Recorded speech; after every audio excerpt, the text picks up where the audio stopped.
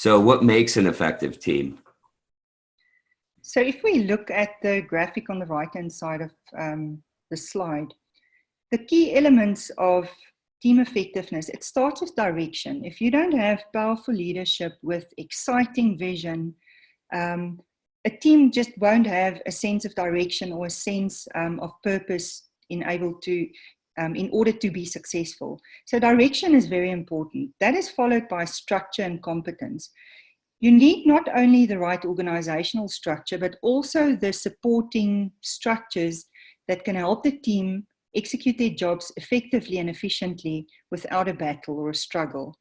And of course, the organizational structures needs to be supplemented with the right levels of competence, but also the right numbers and the right combination of skills and expertise.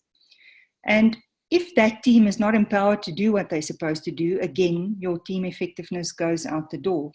And then lastly, communication, stakeholder management, relations in terms of internal, in terms of the teamwork itself, but as well as external relations, contractors, communities, governments, funders, etc. So all of these elements jointly are very important in terms of establishing team effectiveness. And fundamental to each of those are what we'd like to call alignment or two-way communication. And I say two-way communication because if you communicate one way, that's not communication and that's not alignment. The point we want to make on the left-hand side, and please ignore the detail, we just wanted to show that regardless which stage gate methodology you use, if it's the automotive one, healthcare one, the oil and gas one that was presented in webinar 1, team effectiveness, setting it up and maintaining it throughout the project is a continuous process. You can see those circles running. It's alignment from leadership right down to your functional managers, your contractors. Every single person or key stakeholder on your project must be aligned for a project to be effective. So team effectiveness is not a once-off exercise. It's a continuous process throughout the project lifecycle. So another way to think about this is a healthcare model in Northern California in the early 2000s. Sutter Health was looking to figure out, why do our projects not go as well as we think they should?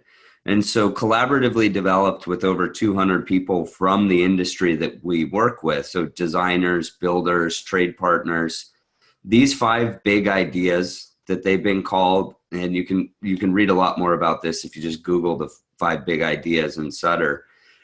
And what they came up with is, if we could focus on these 5 things, which I think are really our team effectiveness concepts, then we would get better outcomes. So if we could really, really collaborate, if we could optimize the whole, not the parts, so not optimize individual contracts, but really focus on optimizing the project as a whole. This plan, do, check, act, tightly coupling learning with action, so building feedback loops into everything a team does. Then managing the network of commitments. So not thinking about risk transfer as the way we manage jobs, but think about all of the decisions that need to be made by people and information that needs to be passed down the chain, and managing that, which is really a team management dynamic. And then increasing the relatedness. So I'll share what we've come up with as far as how to just build better relationships between team members. And then that way it makes it better for them to actually coordinate when things get challenging.